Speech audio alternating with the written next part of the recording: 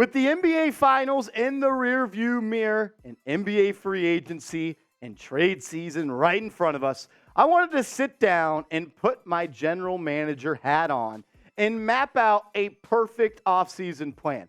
One, it's not perfect because there's nothing perfect. It's just a buzzword that we're using. This is my offseason plan. If I were the general manager of the New York Knicks, this is what I would do. But kind of to save face on that, I kept the idea of what I think the Knicks want to accomplish or what I think the Knicks want to do. So I tried to keep it realistic. I tried to do things that I only think the Knicks would do, and I did my best to make the New York Knicks NBA Finals contenders for the foreseeable future. So before we get into my plan, I think it's important to look at what you got in the cupboard. Right now, the Knicks have 4 first-round picks for the 2024 draft. Notice I didn't say 2023 because the Knicks don't have any first-round picks this year. They have 2 first-round picks in 2025, 8 tradable first-round picks at the moment, and 10 first-round picks in the next 7 years. So if you have 4 first-round picks in 2024, the first-round picks that you do own in 2024, you own your own. You own the Dallas Mavericks pick, which is top 10 protected. You own the Detroit Pistons pick, which is top 12 protected, top 16, I think it's 16 protected, and the Washington Wizards pick, which is top 12. So you have a whole bunch of picks to trade. If you want to make a trade, you got picks to move. I'll let you know this much. We're making trades. But step number one, as Marshall is the general manager of the Knicks, you got to re-sign Josh Hart. Make it happen. It's probably going to cost you $18 million per year, but it doesn't matter because the New York Knicks would not have probably been a playoff team and would definitely not have beat the Cleveland Cavaliers if it wasn't for Josh Hart. He absolutely changed the season. When you look at any in-depth metric, offensive or defense, the difference between pre-Josh Hart and post-Josh Hart are staggering. The Knicks were legit, analytically, one of the best NBA teams this season with Josh Hart. So I'm re-signing Josh Hart, and that is my number one move that I'm going to make. Move number 2. I would love to trade Julius Randle. I would love to blast him into the sun and never let him wear a New York Knicks jersey again. But that's not going to happen. At least I don't think it will.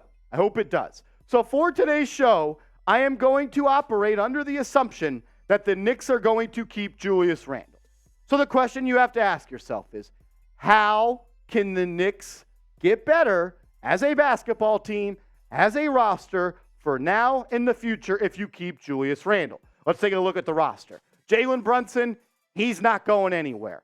I don't think Quentin Grimes is going anywhere unless you're trading for a star. I don't believe that Julius Randle is going anywhere. Could RJ Barrett be on the move?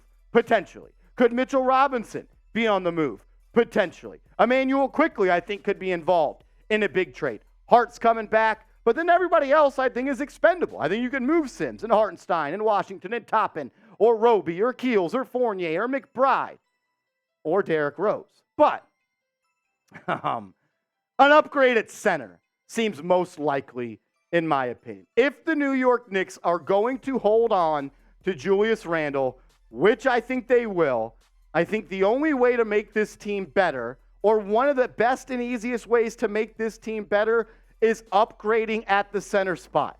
And the center that I want on the New York Knicks is Myles Turner. I am a big fan of Myles Turner's game. 6'11", 250 pounds, only 26 years old. He actually just turned 27 years old.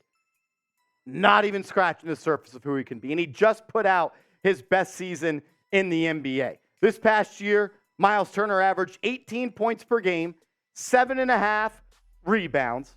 He also gave you 2.3 blocks per game. He shot 54% from the deck and 37% from downtown. But he also shot 4 threes a night. So the guy is getting up consistent looks and he's knocking them down consistently. I also like that he expanded his offensive game this year. He went from 12.1 points per game to 12.6 to 12.9 to 18. He's also led the NBA twice in blocks per game. He did it in 2020 when he averaged 3.4 blocks per game, and he did it in 2018 when he averaged 2.7 blocks per game. But if you're going to trade for somebody, you're going to have to give something up. And this is my trade idea for Myles Turner. We have heard a lot of smoke around the Indiana Pacers and the fact that they want Obi Toppin on their basketball team. So I'll give you Mitchell Robinson as a person you can replace him. I'll give you Obi Toppin as a player that's going to sweeten up the deal, a young player you have at that power forward spot. And I'll give you Evan Fournier, who is an expiring contract of $18 million. Do I think this is enough? Maybe. Maybe you have to add a first-round pick, but I don't think you have to add much more to this at all. I truly believe adding a guy like Myles Turner to this offense would open up the game for Jalen Brunson and Julius Randle, who, remember, I want to trade. I just don't think it's going to happen. So I want to ask you, would you make this trade? Type A for accept, type D for decline. I want to hear from you down below. Step number 3, after we've re-signed Josh Hart and we've traded for Myles Turner, you need another talent upgrade in the starting 5. So you look at what this starting 5 is for the New York Knicks. Brunson, like we said, not going anywhere. Hopefully he retires the New York Knicks. Quentin Grimes, I don't think the Knicks want to trade him considering he was deemed as untouchable in the the Donovan Mitchell trades this past summer. I think R.J. Barrett is the only player on this picture right now that will and can be moved. And the upgrade that I'm making from R.J. Barrett in my starting 5 is Zach LaVine. Bring me Zach LaVine. Zach LaVine is a top 5 scoring guard in the NBA. The dude hasn't averaged under 23.7 points per game in the last 5 seasons. And he had another great season for the Chicago Bulls. The dude is special. He can get it to his spot whenever he needs to, and he can get off a look whenever he has to. 24.8 points per game, 4.5 rebounds. He also can dish and swish, 4.2 assists, 48.5% from the field, and 37.5% from 3. He is a massive upgrade on the offensive end compared to R.J. Barrett. So I'm going to get a little bit into my nerd basketball bag right here, because some people are probably in the comment section saying right now, is R.J. Barrett like not as good as LaVine? Is LaVine really that much better than R.J. Barrett? Look at the stats on screen. When you talk about true shooting percentage, he laps him. 60.7% to 53. His assist percentage, which pretty much means how often he gets assists. He's a better passer. 18.7 to 12.4. And when you talk about VORP, it means value over replacement player, which pretty much means how much better are you than the average basketball player. According to the stats, R.J. Barrett is worse than the average basketball player, and Zach LaVine is 2.7 better. Also, the OBPM and the DBPM, which means the defensive box plus minus and offensive box plus minus, which pretty much determines how good a player is on offense. Zach LaVine is 3.9 points per 100 possession better than R.J. Barrett, and he's 1.2 points per 100 possessions better on the defensive end. So it pretty much tells you Zach LaVine's a better shooter, he's a better passer, he's a better defender, and he's a better scorer. And I like R.J. Barrett. If you are a fan of the program, you know, last offseason, I didn't want to trade R.J. Barrett. I said, no way, no how am I including R.J. Barrett in a Donovan Mitchell trade. But business is business, and it's strictly financial. R.J., I think you're going to be a good player in this league. I think you're going to be someone that's going to have a long, successful career. But business is business, and it's strictly financial. LaVine over RJ is a huge upgrade. You're getting a player that operates on the perimeter, that can score 40 any single night and light it up from 3. Zach LaVine is one of the best pull-up three-point shooters in the NBA. I'm tired of having players in R.J. Barrett and Julius Randle and Mitchell Robinson that can only score in the paint. The Knicks need another ball handler. They need another guy that can operate from the perimeter and score baskets via jump shots. Zach LaVine, he can do that. And I know, you're already saying it, but Marshall, Zach LaVine, he's an injury-prone player. Zach LaVine has played in 85% of the games in the last 5 seasons. I'll say that again. Zach LaVine has played in 85% of games in the last 5 seasons. He's not an injury-prone player. Did he have injuries early in his career that, were concerning about his knees? Absolutely. But I'll say it again. He's played in 85% of his games in the last 5 seasons. And I already know you're saying this too. But what about the contract? Oh, my lordy. What about the contract?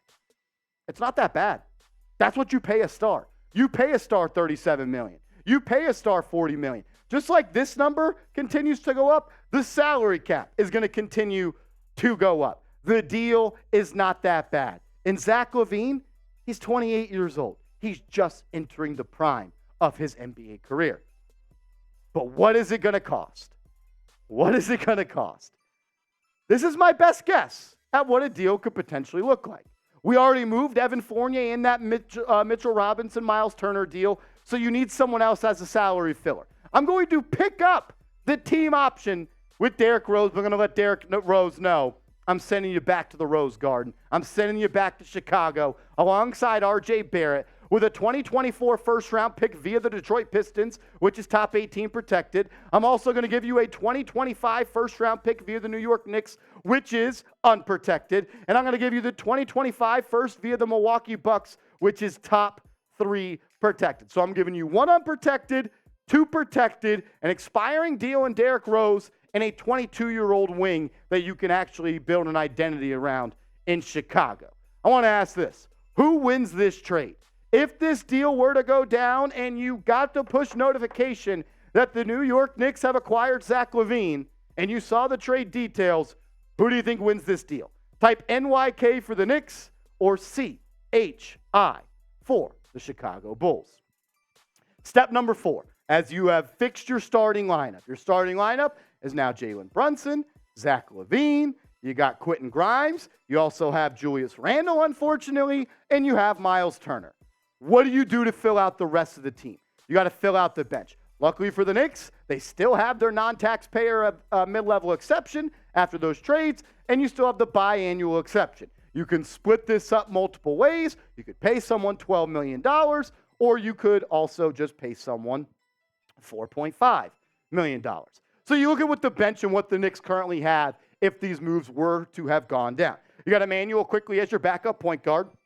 You got Deuce McBride as your Energizer Bunny off the bench. Look, if Chicago wants Deuce McBride or Jericho Sims, I'll throw those guys in as well if that helps facilitate a trade. But you still got Josh Hart and you still got Hartenstein, which means you got a backup guard in quickly, you got a backup wing in Josh Hart, and you got a backup big in Isaiah Hartenstein. What do the Knicks still need to be elite? They still need shooting off of the bench. And since they still have those 2 available exceptions, I've already got my eyes on 2 shooters that can come off the bench. You need a backup power forward since you moved on from Obi Toppin. What about bringing in a guy like Trey Lyles, 6'9", 234 pounds, out of Kentucky? We know the New York Knicks have a really good relationship with Kentucky. Shout out to Worldwide West. There's been a pipeline from Kentucky to the Knicks for, it feels like, forever. So I'm going to add Trey Lyles, who averaged 7.6 points per game, 4 rebounds, and shot 36% from 3. But he's not just a 3-point shooter. He can facilitate and he can rebound. He's actually a power forward, unlike Obi Toppin. But I still want a shooter off the bench that can play the guard spot. So I'm bringing in Seth Curry, one of the best shooters off the bench in the National Basketball Association. The guy shot 40% from downtown and 46% from the field. Seth Curry has averaged 18 points per game in a playoff series before. So you beefed up your bench by signing Seth Curry and Trey Lyles. So now you're starting 5 after Marshall has taken the seat of Leon Rose, and we went out and made a move for Zach LaVine. We went out and made a move for Myles Turner. I got players that I thought would make Jalen Brunson better and that Brunson would make them better, and I believe that would happen and vice versa. You still got Quentin Grimes, you still got Jalen Brunson, and you're still young. None of these guys are older than 29 years old, and you actually have a good bench that actually has individual skill sets and can shoot the basketball quickly. We know what he can do. Seth Curry, his last name is Curry. You also got Josh Hart, who is one of my favorite players in the NBA. I like the intangibles that Trey Lyles brings. He can shoot, he can bully up in the paint a little bit, and he's a good facilitator. And you still got Isaiah Hartenstein. As long as you still got Quickly and the Hart Bros off the bench, that's all you need. But I'll also take a knockdown shooter in Seth Curry and Trey Lyles. But now you're probably saying, we did all of that, and what future do we have? We're still mid. One, you're not mid. You would be one of the best teams in the Eastern Conference. But I didn't go all in. You could still make multiple moves going forward. You still have the Dallas Mavericks first-round pick. You still have the Washington Wizards first-round pick. And you still have your own first-round pick. So if I need to sprinkle a couple more first-round picks to facilitate those trades we talked about earlier in the video, I would do that. You don't have a first-round pick in 2025, but that's the only year you don't have a first-round pick. You still got your own in 2026, 2027, 2028, 2029, and as far as you could throw a rock, that's how many more first-round picks you have per year. So if another deal became available and you wanted to go all in for an actual superstar that became available, you could do it. But I'm not done adding to the roster. The trade deadline that I am player I'm looking at is TBD, but I'm looking for another wing defender, someone that could be a true lockdown defender that could play alongside Josh Hart off the bench. But I don't think you need to make a trade. But I do think if you were, the deadline target would be a wing defender or another talent upgrade in the starting lineup. So I want to ask this question. And don't be easy on me. Be mean. Grade me on a really tough scale. Grade my off-season plan. A, B, C, D, or F. I want to hear from you down below. As always, I appreciate you guys for tuning in to Knicks Now by Chat Sports.